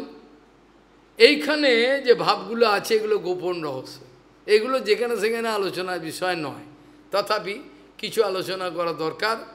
সেখানে বলছেন গৌরাঙ্গ মহাপ্রভু সম্পূর্ণরূপে রাধাভাবী বিবাহিত হয়ে রয়েছেন। রথযাত্রার দিনেতে সম্পূর্ণ রাধাভাবী বিবাহিত হয়ে রয়েছে। তার মনের ভাব হলো বৃন্দাবনে চলো জয় জগন্নাথ, বৃন্দাবনে চলো জয় জগন্নাথ। এখানে কী করছো? এখানে তোমার তো কাজ নেই, চলো আমাদের সঙ্গে। যেটা রাধারানী ভাব চৈতন্য চৈতামিতে পরিষ্কারভাবে বলা আছে, ব্রজবাসীগণ সকলে মিলে জগন্নাথ অর্থাৎ কৃষ্ণের সঙ্গে মিলনের জন্য কুরুক্ষেত্রে গেছিলেন। মানে ওখান থেকে ওরা যজ্ঞ করার জন্য আদি সব করার জন্য কুরুক্ষেত্রে এসছেন দ্বারকা থেকে, আর ব্রজবাসীগণ এখান থেকে গেছেন, অর্থাৎ দুই দিক থেকে সবাই এসে মধ্যিখানে মিলন হয়েছে। সেই মিলনের পরিপাটি অনেক বর্ণনা আছে বিভিন্ন পুরাণে বর্ণনা আছে, সেগুলো সম্বন্ধে আমরা যাব না। সেখানে বলছেন প্রত্যেক ব্রজবাসী নন্দ বাবা যশোদামা থেকে আরম্ভ করে কেউ বাদ নেই, এবং শ্রীমতী রাধারানী এবং ললিতা বিশাখা আদি যত আছেন সখীবৃন্দ, এমনকি চন্দ্রাবলীও হয়তো গেছে, সবাই কেউ বাদ নেই। সবাই গিয়ে তাদের প্রাণনাথ কৃষ্ণকে দর্শন করবেন সেখানে। কিন্তু সবার সামনে তো আর দর্শন হয় না, অনেক গুপ্তভাবে এইসব দর্শনের আয়োজন হলো, মিলন হলো। এই মিলনের সময় শ্রীমতী রাধারানীর দোষোদ্গার অর্থাৎ প্রেমের উদ্গার দোষারোপ করছেন যে তোমার কোনো কাণ্ডজ্ঞান হলো না, তুমি উদ্ধবকে পাঠিয়ে, তুমি বিচক্ষণ বুদ্ধিমান, কিন্তু উদ্ধবকে পাঠিয়ে তুমি আমাদের জ্ঞানযোগ শেখাচ্ছ, কি ব্যাপার? নহে গোপী যোগী জ্ঞানী যে ধ্যান করি পাইবে সন্তোষ। তুমি কি ভেবেছ গোপিকারা যোগী জ্ঞানী, এরা ধ্যান করে আনন্দ পাবে? তারা তোমার কাছ থেকে মন তুলে নিয়ে বিষয়ে লাগাতে যা পারে না, আর তুমি বলছো আমার ধ্যান করে আমার চিন্তা করো। আরে তোমাকে ভুলতে পারি কি করে সেই রাস্তাটা বলে দাও, তোমাকে তো ভোলা যাচ্ছে না। তুমি তো ত্রিভঙ্গ মুরারি, 3 ভাগ, কাঁটা যখন এরকম হয়, ওই কাঁটা ঢুকলে আর বেরোয় না। যে কাঁটা সোজা সে কথা একটু বেরোতে পারে। কৃষ্ণ হচ্ছে কাঁটা, এটা হচ্ছে ব্যাঁকা কাঁটা, এই 3 দিকে ব্যাঁকা। ও যার ভেতর ঢুকবে ও আর বেরোবে না, বেরোবার রাস্তা নেই। এই জন্য রাধারানী তাকে দোষোদ্গার করছেন। লাস্টে বলছেন যে স্থানাস্থান না করো বিচার, তোমার তো স্থানকাল পাত্র বিচার করতে হবে। তুমি উদ্ধবকে পাঠিয়ে দিলে আমাদেরকে যোগ শেখাবার জন্য, ধ্যান শেখাবার জন্য। আমরা সংসারে মন দিতে পারছি না, তোমার চরণে মন রয়েছে, কি করে মনকে তুলবো সেই রাস্তা বল। সেই রাস্তা বলতে পারছে না, আর উল্টে বলছে ধ্যান কর। কি পাগল উদ্ধব! উদ্ধবকে রাধার মধ্যে তো পাগল, উদ্ধো তুই পাগল হ্যাঁ গেও, বোঝ ভাষায় তুই পাগল হয়ে গেছিস। তা আমাদেরকে বলে দে কী করে কৃষ্ণকে ভোলা যায়। তো বলছে মনে রাখার কথা, আরে মনে এমনি আছে। এ হচ্ছে ভাব। তাহলে রাধারানী বলছেন অত কথা ছাড়ো, অত কথা আমরা শুনতে চাই না। বৃন্দাবনে যাবে কি না বলো, বৃন্দাবনে যাবে কি না বলো। যে বৃন্দাবনে তোমার চরণোদ্বয়ে যদি করাও উদয়, তবে তোমার পূর্ণ কৃপা মানি, নালে আমরা কোনো কথা শুনতে চাই না। আমরা কোনো কথায় বাঁচতে পারবো না। কালই যদি তোমার চরণোদ্বয়কে বৃন্দাবনে উদয় করাও, তাহলে মনো পূর্ণ কৃপা, নাহলে বেশি কথায় কাজ নেই, তোমাকে যেতে হবে। সেই ভাবনাটাই রয়েছে কিন্তু শ্রীমান মহাপ্রভুর ভেতরে। রাধা ভাব, রাধা ভাবী বিবাহিত চিন্তায় ডুবে রয়েছেন। রথযাত্রার অনেক আলোচনা হওয়া উচিত, কিন্তু আমরা বেশি আলোচনার সুযোগ পাব না। তাহলে শ্রীমান মহাপ্রভু যেমন গুন্ডিচা মাঞ্জন করেছিলেন ভোরবেলা উঠে, রথযাত্রার পাহণ্ডি, পাহণ্ডি মানে বলরাম সুভদ্রা জগন্নাথকে কি করে নিয়ে আসা হয় তুলে তুলে এক একটা বাড়ি, সে পাহণ্ডি। আর জগন্নাথ বিজয় যেটাকে বলে পাহণ্ডি দেখছেন মহাপ্রভু ভক্তগণকে নিয়ে, এক একটা তুলি বালিশের ওপর জগন্নাথকে উঠে ফেলছে, ধুম ফেটে একেবারে বালিশ উড়ে যাচ্ছে। জগন্নাথ জগবন্ধু সে তার ভাড়েতে বালিশ ফেটে একেবারে উঠছে, তুলে উঠছে এইরকমভাবে। তাহলে চিন্তা করুন, এইভাবে মহাপ্রভু পুরো আনন্দের সঙ্গে জগন্নাথ বলদেব সুভদ্রার বিজয় দেখলেন। তারপরেতে যে বিষয়টা মহাপ্রভুকে খুব আনন্দ দিয়েছিল, যে এতদিন ধরে ভক্তবৃন্দ বারবার বলছেন প্রভু রাজা পরম ভক্ত, তোমার একটু দর্শন দাও। আর যদি কোনো দিন এ কথা মুখে তুলবে না, শত হলেও দেখো তো রাজা তো, আমি সন্ন্যাসী, আমার রাজদর্শন নিষেধ, তোমরা সেই কথাটাই বলছো, অন্যায় কথা এগুলো। তা আমি রাজদর্শন কী করে করবো, নিষেধ সন্ন্যাসীর। সবাই চুপ করে থাকে, কি বলবে, মহাপ্রভুর সঙ্গে তর্ক করা যায় না।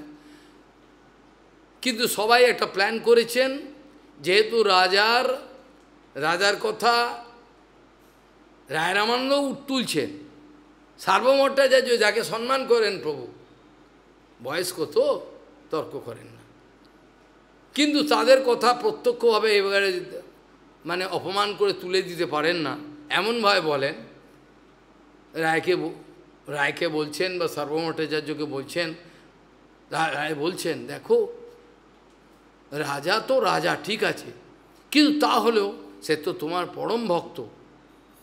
রায় মহাশয় চতুর, সে এসে বলছেন রাজার কথা দেখা করতে বলছেন না, চালাকি করে বলছেন প্রভু রাজার কথা শুনলে বক্ষ বিদীর্ণ হয়।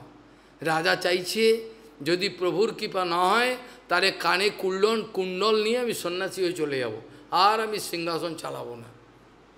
তখন মহাপ্রভু আর না বলতে পারে, হ্যাঁ বলতে পারে, না দেখো বুঝলাম, তথাপি দেখো এ তো কী বলো এ তো বিষয়ী দর্শন, রাজদর্শন তো সন্ন্যাসীর নিষেধ, একেবারে না বলতে পারছে না।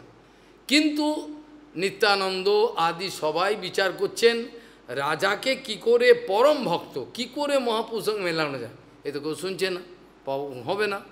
ওরা একটা প্ল্যান করেছেন, প্ল্যান করে এবার বলছেন রাজা তুমি কোনো চিন্তা করো না, আমরা ব্যবস্থা করছি। দেখা ভক্তের অধীন ভগবান, ভক্ত যা বলবে তাই ভগবান করতে হবে, তা ভগবান বাধ্য হয়ে করবে। এবার তারা প্ল্যান করলো, সার্বভৌম ভট্টাচার্য আদি, কাশী মিশ্র সব ভক্ত মিলে, কোনো চিন্তা করো না, প্রভু যখন রথ টানতে টানতে নিয়ে যাবেন, আনন্দে কীর্তন করতে করতে যখন বলগণ ওইখানে পৌঁছাবেন, তখন প্রভু এবার জগন্নাথ বল্লভ উদ্যানে গিয়ে বিশ্রাম করবেন, প্রতি বছরই করেন। এইখানে গিয়ে তখন তিনি বিশ্রাম করবেন, লীলা করবেন, হাওয়া, সমুদ্রের হাওয়া খাওয়া, ওই সময় গিয়ে পায়ে পড়বে। আমরা সব বলে দেবো, কোনো চিন্তা নেই, সব প্ল্যান আমরা বলে দেবো কখন কি করতে হবে। ভক্তরা আশ্বাসন দিল, রাজা এবার ঠিক আছে বললো যে ভক্তরা বলেছে মানে তো সত্য হবেই, এ তো মিথ্যে হতে পারে না। এদিকে জগন্নাথের পাহণ্ডির পর জগন্নাথ বলদেব সুভদ্রা যখন নিজের রথেতে আরূঢ় হলেন, হওয়ার পর রাজার যে বিশেষ সেবা আছে, যেটা ইন্দ্রদ্যুম্ন মহারাজের, ও তখন থেকে আদিকাল থেকে আমাদের এই যে মহারাজের সময় থেকে আসছে, আমাদের কি নাম এনার, হ্যাঁ হ্যাঁ, রাজা যে তিনি ওই সোনার ঝাঁটা দিয়ে জগন্নাথ বলদেব সুভদ্রার সামনে আগে তিনি প্রথমে ঝাঁট দেবেন। হাঁড়ির সেবা, হাঁড়ি মানে যে ঝাঁট দেয় যারা, ম্যাথরের সেবা, এই সেবাটা মহাপ্রভু দূর থেকে দেখছেন, রাজা পাগড়ি পরা এসে সোনার ঝেঁটা দিয়ে জগন্নাথকে আদর করে ঝেঁটা নিয়ে পুরো পথ মাঞ্জন করছেন, চন্দন জলে রাস্তা সিঞ্চন করছেন। মহাপ্রভু দূর থেকে দেখে খুব সুখী হলেন, বলে এ তো এত উন্নত, সবচেয়ে উন্নত, সেই যখন এই সেবা করেছে তার উপর অনেক সন্তুষ্ট হলেন। মহাপ্রভু দৈন্যের পূজারী ছিলেন, ওই জন্য হরিদাসকে সবচেয়ে বেশি, সবারই দৈন্য, কি হরিদাসের দৈন্য মানে দেখলে মহাপ্রভুদের তুমি বন্ধ করো, আমার বুক ফেটে যাচ্ছে, আমি সহ্য করতে পারি না, তোমার এত দৈন্য। এই জন্য ত্রিনাথবিষ্ণু শ্লোকটা খালি গল্প নয়, যা যে সাধুর অন্তঃকরণে ত্রিনাথবিষ্ণু থাকবে তিনিই একমাত্র হরিকীর্তনের অধিকারী, মহাপ্রভু বলেছেন তো, তিনি, সে বাহ্য দৃষ্টিতে আপনার বিচার যাই হোক, তিনি অধিকারী, অন্য কেউ হতে পারেন। সেখানে রাজার এই সেবা থেকে তিনি সন্তুষ্ট হলেন। বক্রেশ্বর পণ্ডিত থেকে আরম্ভ করে শ্রীবাস পণ্ডিত, অদ্বৈত গোসাই, সমস্ত গোবিন্দ ঘোষ, সবাই ওখানে রথযাত্রায় ভক্তগণ সব একসঙ্গে রয়েছেন। ওরা রথযাত্রার আগে যান, গিয়ে রথযাত্রা পেরিয়ে চাতুর্মাস্য পালন করে তারপর তারা ফের তারা থাকবেনি প্রত্যেক রথযাত্রা। একবার খালি মহাপ্রভু বলেছিলেন তোমরা আর এখন এসো না, এবছর আমার যাওয়ার ইচ্ছা আছে, আমি ওখানেই দেখা হবে। এক বছর, প্রতি বছরই প্রায় এই একই। সেখানে মহাপ্রভু 7টা সম্প্রদায় তৈরি করলেন, 7 সম্প্রদায়। এক সম্প্রদায় বক্রেশ্বর পণ্ডিতকে করলেন তুমি গায়ন, তিনি পরিচালনা করবেন। এক সম্প্রদায় অদ্বৈত গোসাই, নাড়া অদ্বৈত গোসাই, এক শ্রীবাস পণ্ডিত, এইভাবে তিনি গোবিন্দ গোস্বামী বেঁটে দিলেন, তুমি এই সংকীর্তনের দলেতে থাকবে, তুমি এই সব নিজে ভাগ করলেন, লেখা আছে। তিনি নিজে কে কোন দলেতে থাকবেন, কীর্তন করবেন, সব তিনি বেঁটে দিলেন নিজে, ইচ্ছা মতো হয়নি। দেওয়ার পরে এবার প্রভু যখন জগন্নাথের রথ শুরু হবে, 2 হাত তুলে খালি হাত দেখাচ্ছেন, জগন্নাথের চোখের জল, যে তুমি এবার চলো আমাদের সঙ্গে বৃন্দাবনে, অনেক দিন পরে আমাদেরকে অনেক দিন বঞ্চনা করেছো, এবার বৃন্দাবনে চল করে এবার রথ এবার টানতে আরম্ভ করলে সব ভক্তগণ। সে কীর্তন মানে স্বর্গ ফেটে যায়, এই রকম কীর্তন। 108 মাদল বাজছে একসঙ্গে, খোল বাজছে, সে শুনলে মানে কানে তালা, মানে কোনো পাগলও যদি হয় সে ভক্তিতে অভিভূত হয়ে যায়। কোনো পাষণ্ড যদি হয়, যদি বৈষ্ণব অপরাধ না করে থাকে, বৈষ্ণব অপরাধীকেই পাষণ্ড বলা হয়, কিন্তু তাদের যদি বৈষ্ণব কৃপা হয়ে যায় তাদের পাষণ্ডতা চলে যাবে। যেটা হলো এই আমাদের দেবানন্দ পণ্ডিত পাষণ্ড ছিলেন, তারও তো হলো, পরিবর্তন হতেও পারে, বলা যায় না, ভগবানের করুণা। তা এইভাবে ভগবান 7 সম্প্রদায়কে নিয়ে কীর্তন করতে করতে জগন্নাথ, জয় জগন্নাথ জয় জগন্নাথ, নীলাচলে চলো জয় জগন্নাথ, এইভাবে তিনি কীর্তন করতে করতে এটাকে টানছেন, আর মহান কীর্তন এটা ডুবে পড়ে। 7 সম্প্রদায়ের সবাই মাদল বাজিয়ে সবাই কীর্তন করছেন, তার সঙ্গে কখনো কখনো মহাপ্রভু নিজে কীর্তন করছেন, কখনো বক্রেশ্বর পণ্ডিত নাচছেন, বক্রেশ্বর পণ্ডিত কিন্তু এক আশ্চর্য, এই সংকীর্তন যখন হচ্ছে, জগন্নাথকে যখন টানা হচ্ছে, তখন রাজা প্রতাপরুদ্র, কাশী মিশ্র তার গুরু, কাশী মিশ্র, সার্বভৌমাচার্য, 3 জন তারা ছাদের উপর থেকে দেখবেন প্রভু কি করেন, ছাদের উপর থেকে। তখন ওরা দেখছেন অদ্ভুত, তারা দেখছেন 7 সম্প্রদায় প্রভু একসঙ্গে নৃত্য করছেন। অবাক হয়ে গেছেন, মাথা খারাপ বুঝি কি, প্রভু 7 সম্প্রদায় একসঙ্গে নৃত্য করছেন। কিন্তু এই যে যোগমায়া, এই যে এটা ব্যবস্থা করেছেন, এটা ভগবানের ইচ্ছায়, আর কেউ কিন্তু দেখতে পাচ্ছেন না। এরা মহাপ্রভু সব পরিকর, এরা কেউ বাইরের লোক নয়, তথাপি এরা জানতে পাচ্ছেন না। বক্রেশ্বর পণ্ডিত জানতে পাচ্ছেন না যে 7 সম্প্রদায় আমার প্রভু নাচছে। বক্রেশ্বর পণ্ডিত বলছে আমার সম্প্রদায় প্রভু আমাকে ভালোবাসেন, এই সম্প্রদায় নাচছে। শ্রীবাস পণ্ডিত বলছে প্রভু আমাকে বড় ভালোবাসেন, আমার সম্প্রদায় নাচছে, ওই জন্য। অদ্বৈত বলছে আমাকে তো প্রভু প্রচণ্ড ভালোবাসে, নাড়া বলেন আমার সম্প্রদায় নিচ্ছে। কিন্তু কেউই দেখতে পাচ্ছে না, এটা ভগবানের যোগমায়া করছেন। ভগবানের যোগমায়া এমন করে দিয়েছেন, মহামায়া নয়, এটা যোগমায়া করেছেন। এটা একমাত্র ওদের দর্শন দিচ্ছেন। দেখ 7 সম্প্রদায় প্রভু একসঙ্গে নৃত্য করছে, হরিবোল হরিবোল বলে মাদল বাজছে, সে কীর্তন মানে পাগল। কিন্তু মধ্যিখানে একটা আশ্চর্য বিষয় হলো, ও রথ আর চলে না। রথ যেতে যেতে 1 বছরের কথা বলছি, বিশেষ যেটা চৈতন্য চৈতন্যে লেখা আছে, আমি তো সব বছরের আলোচনা করি, একটা বছর করলেই বোঝা যায়। রথ কিছু দূর গিয়ে আটকে গেল, রথ আর চলে না। বড় বড় পালওয়ান লোক সব টানছে, কেউ আর চলে না, রথ আর চালাতে পারে না। রাজা চিন্তিত, তাড়াতাড়ি এসে কি করলেন, যত হাতি আছে হাতিশালে সব বড় বড় হাতিকে লাগিয়ে দিলেন, হাতি সরে যাও তো, হাতি টানবে এবার। হাতি টানে, আর মাউথ অঙ্কুশের ঘা মারে মাথায়, আর হাতি ভ করে চিৎকার করে গায়ের জোরে টানছে, রথ চলে না। গায়ের যত জোর আছে রথকে টানছে, রথ 1 ইঞ্চি পর্যন্ত এগোচ্ছে না। হাহাকার, জগন্নাথের রথযাত্রা তো পুরো হবে না। বলরাম সুভদ্রা এরা চলছে, এরা বদমাইশি করে না, যত বদমাইশি এই জগন্নাথ, আর চলে না। শেষকালে কি হলো, মহাপ্রভু রঙ্গ দেখছেন, মহাপ্রভু তো জানেন নিজেই তো জগন্নাথ। জগন্নাথ রথকে দাঁড় করিয়ে দিয়ে ভক্তদের কীর্তন দেখছেন আনন্দে, রথকে যেতে দেবেন না, জেলে বিক্ষেপ হয়। ওই জন্য রথ আটকে রেখে বিশ্বম্বর, তাকে নড়াতে পারে কখনো, পাথর হয়ে বসে রয়েছেন, নড়ছে না। এবার যতটা নড়ে না, জগন্নাথের ইচ্ছা হলো রথকে এক জায়গায় রেখে আমি এদের মধুর নৃত্য দেখব। ও দেখছেন, কিন্তু লোকে ভয় পেয়ে যাচ্ছে, জগন্নাথের রথ তো হবে না তাহলে পুরো। রাজা এই করলে হাতি লাগালেন, কিন্তু হাতি কিছু হলো না, হাতি কিছু করতে পারছে না। হাতি অঙ্কুশের গায়ে চিৎকার করে, কিছুই লাভ হয় না।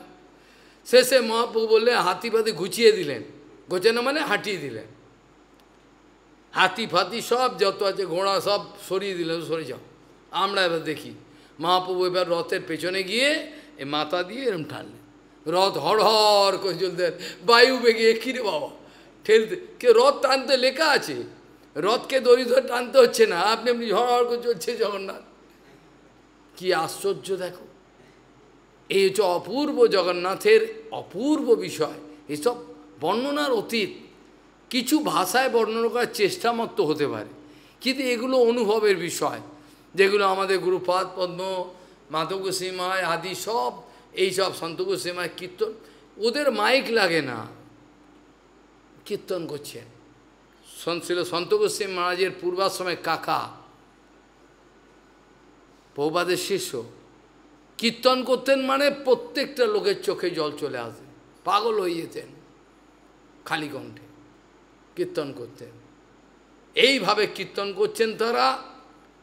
আর তখন এরম ব্যবস্থাই ছিল, গৌড়ীয়গণ মহাপ্রভুর অনুগত, ওই জন্য ওরাই প্রথমে থাকবেন। এখন কি ব্যবস্থা তারাই জানেন। এইভাবে তখন মূর্তিমান রস উপস্থিত হতো, মানে তো রস যেন মূর্তি নিয়ে এসছেন। গুরু মহারাজ মাধব গোস্বামী রথের ওপরে উঠছেন, একটা চোর তার ব্যাগ থেকে টাকা চুরি করে নিয়েছে গুরু মহারাজ। আর পুরী মহারাজ,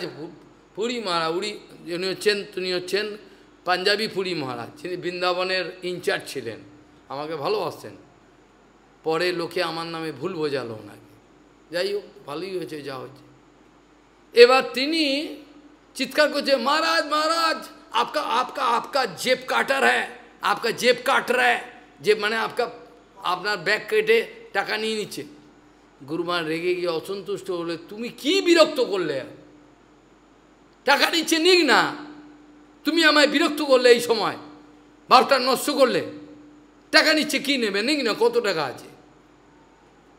অত্যন্ত দুঃখ পেলেন যে যেভাবেতে মাধব গোস্বামী ডুবে রয়েছেন कीर्तन को, ওই সময় महाराज जी आपका जेब काटर है, जेब काटर है, धूत जेब काटर है, রেগে গেলেন। তো এরা কোন রাজ্যের অবস্থা ছিল তাদের, এটা ভাবলে বোঝা যায়।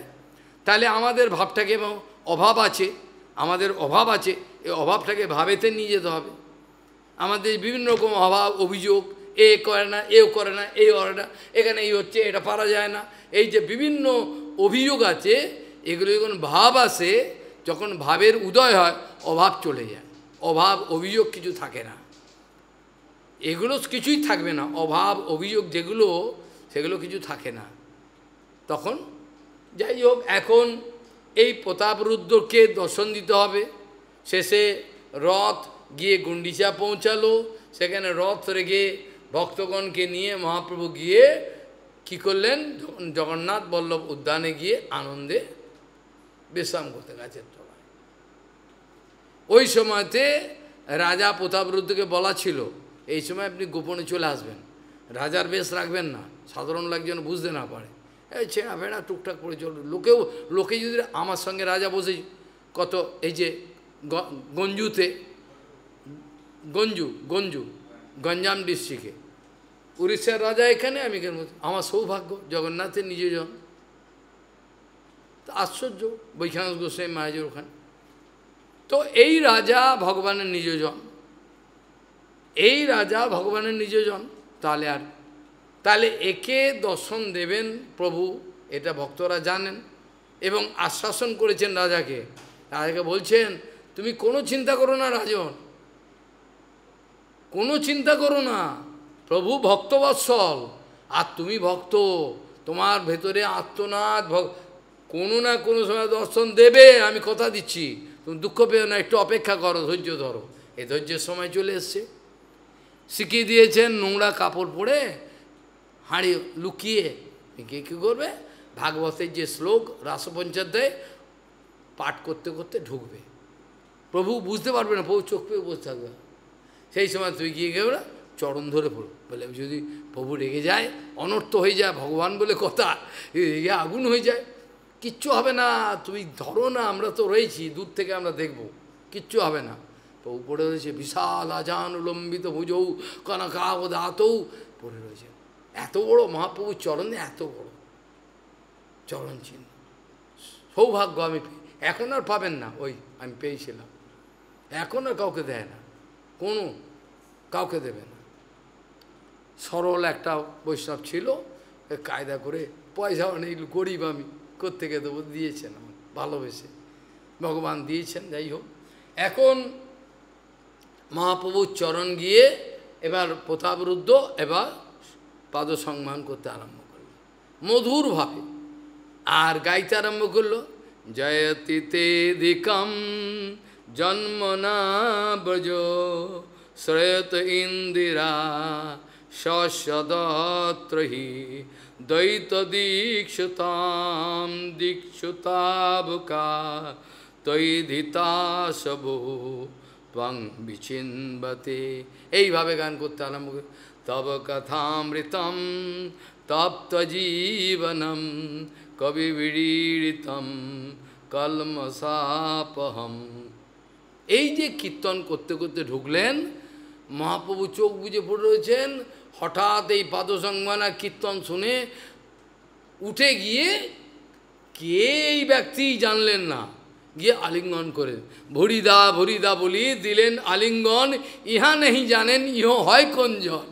ইনি যে রাজা, এমন অভিনয় করলেন আমি জানতে পারছি এটা যে রাজা, আমি জানি না তো রাজার সঙ্গে তুমি দেখা করবো না, এইরকম অভিনয় করলেন। করে কি করলেন, সঙ্গে সঙ্গে উঠে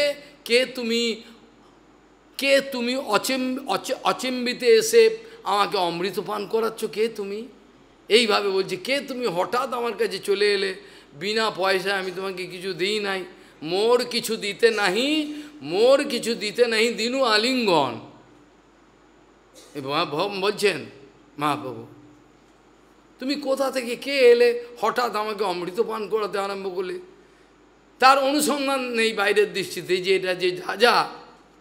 ভরিদা ভরিদা বলে দিলেন আলিঙ্গন, ইহা নেই জানেন ইহ হয় কোন জন। ভেতরে কিন্তু জানেন, বাইরে দেখাতেন জানেন না।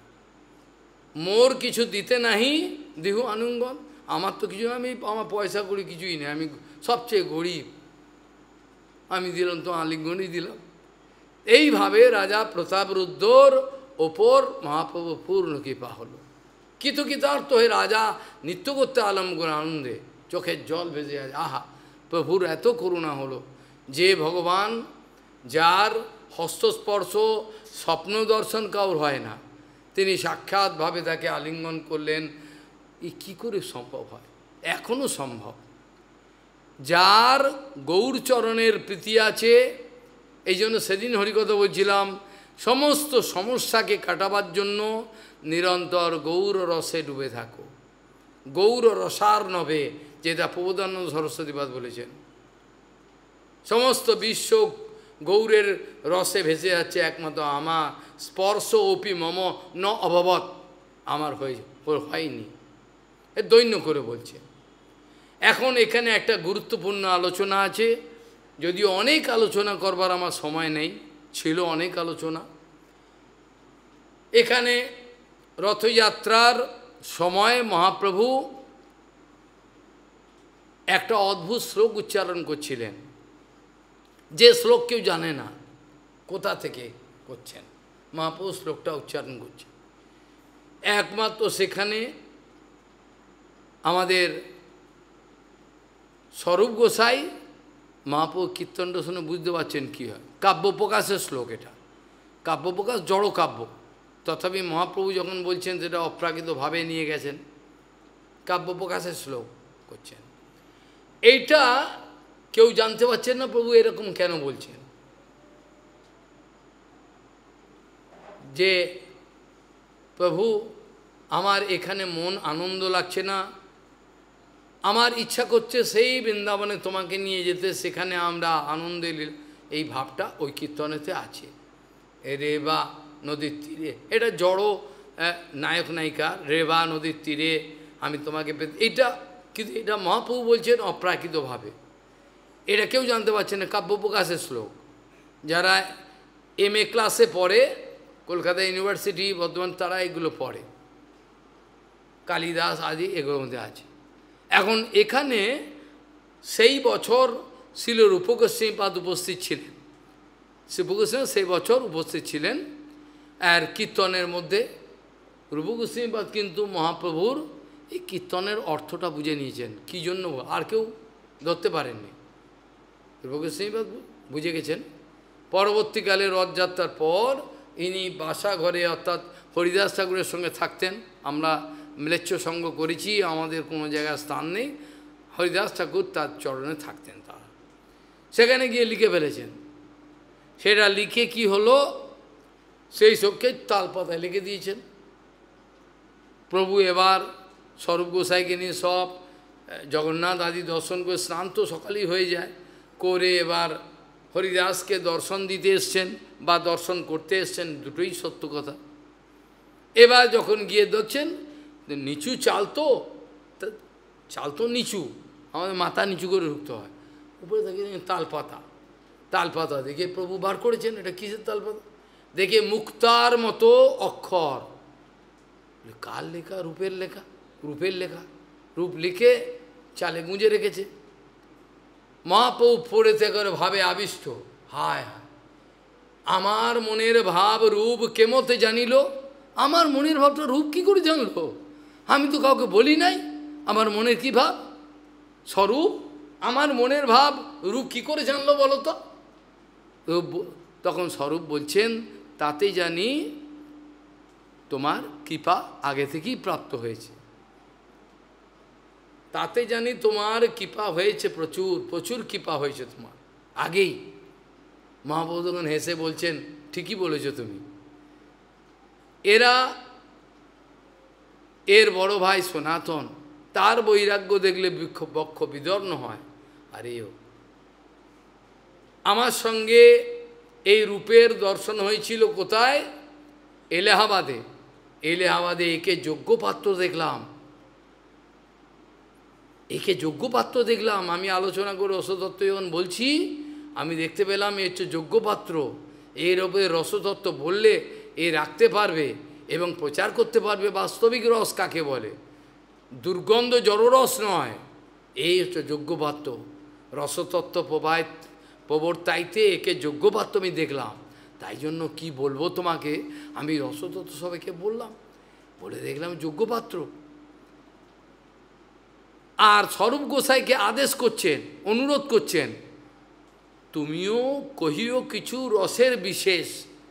এই তোমাকে আমি নিশ্চিন্তি করলাম, এ কিন্তু রসের অপব্যবহার করবে না, রসতত্ত্বের যোগ্য পাত্র। আমি বলেছিলাম তুমিও কহিও এর রসের বিশেষ। রসের যে কিছু গোপন তত্ত্ব আছে, গোপন যেগুলো লোক কেউ জানে না জগতে, এগুলো একে বলো। মহাপ্রভু এটা অনুরোধ করলেন কাকে? স্বরূপ গোসাইকে। যে স্বরূপ গোসাইয়ের ওপরে আর কেউ নেই। যেও কিছু রসতত্ত্ব জানে সে স্বরূপ গোসাই থেকে জানবে। এমন উচ্চ আসনে দিয়ে আমি বলেছিলাম না, গৌড়ীয় গণের ওভারঅল ইনচার্জ, একচ্ছত্ব অধিপতি স্বরূপ গোসাই। আমাদের কোনো লেখা, আমাদের কোনো হরিকথা কোনোটাই অনুমোদিত হবে না যদি স্বরূপ গোসাইয়ের কষ্টি পাথরে বিচারিত না হয়ে থাকে। যখন স্বরূপ গোসাই কষ্টি পাথর হ্যাঁ ঠিক আছে যা, তাহলে হবে না। যতক্ষণ স্বরূপ গোসাইয়ের কষ্টি পাথরে আমাদের চরিত্র, আমাদের স্বভাব, আমাদের আচরণ, আমাদের যা কিছু লেখা যা কিছু করি, যতক্ষণ স্বরূপ গোসাইয়ের অনুমোদিত না হলো, স্বরূপ গোসাই কষ্টি পাথরে বিচারিত না হয়, ততক্ষণ পর্যন্ত এর কোনো মূল্য থাকবে না।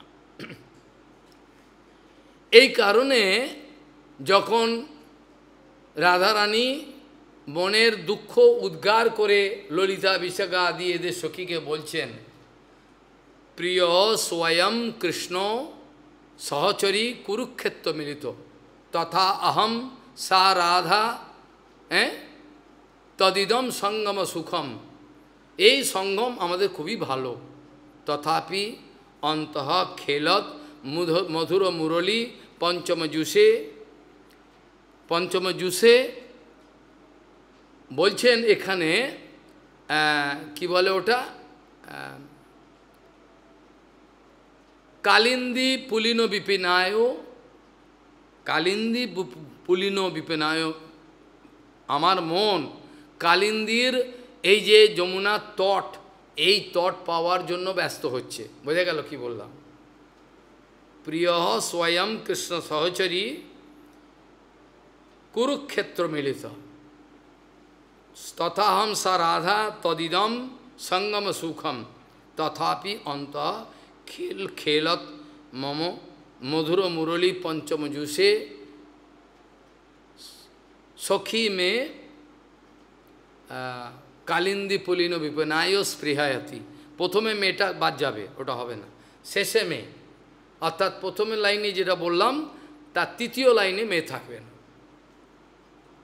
এইভাবে দেখা গেল যে রূপগোস্বামীপাদ মহাপ্রভুর অন্তঃকরণের সমস্ত ভাবটা বুঝতে পেরেছেন, যে রাধারানী যে ভাব নিয়ে কথাটা বলছেন, প্রিয় স্বয়ং কৃষ্ণ সহচরী কুরুক্ষেত্র মিলিত তথাহম সা রাধা তদিদম সঙ্গম সুখম তথাপি অন্ত খেলত মধুর মুরলী পঞ্চম জুষে সখী মে কালিন্দী পুলিন বিপনায় স্পৃহতি। পয়েন্ট আউট দিস পয়েন্ট, এরা টু কপি ইট। বোঝা গেল? তাহলে এটা রাধারানীর ভাব, রাধারানী বলছেন, সেটা রূপ গোস্বামী বুঝে ফেললেন, কৃপাতে বুঝে ফেললেন। কি আশ্চর্য বিষয়! এই রসতত্ত্বের রথযাত্রার বিষয়ে অনেক কিছু বলবার ছিল, কিন্তু সময় আমাদেরকে অনুমোদন করতে পারবে না, সময়ের অল্পতা। আবার পরে যখন পরের বছরের রথযাত্রা হয়তো আলোচনা করতে পারবো। এই পর্যন্ত আলোচনার বিশ্রাম দেওয়া উচিত বলে মনে, কিছুই বলা হলো না, বলতে কিছুই বলা হলো না। ভুজে সব্যে বেণুম শিরসে শিখিপিচ্ছম কটিতটে ধুকুলম নেত্রান্তে সহচর কটাক্ষম বিদধতে সদা শ্রীমদ বৃন্দা বনবসতি লীলা পরিচয় জগন্নাথ স্বামী নয়ন পথগামী ভবতু মে। জয় জয় জগন্নাথ जी महाराज की जय, सपार्षद जगन्नाथ जी, गौर प्रेमानंद, रथ यात्रा महामहोत्सव की जय हो, जय हो, जय हो।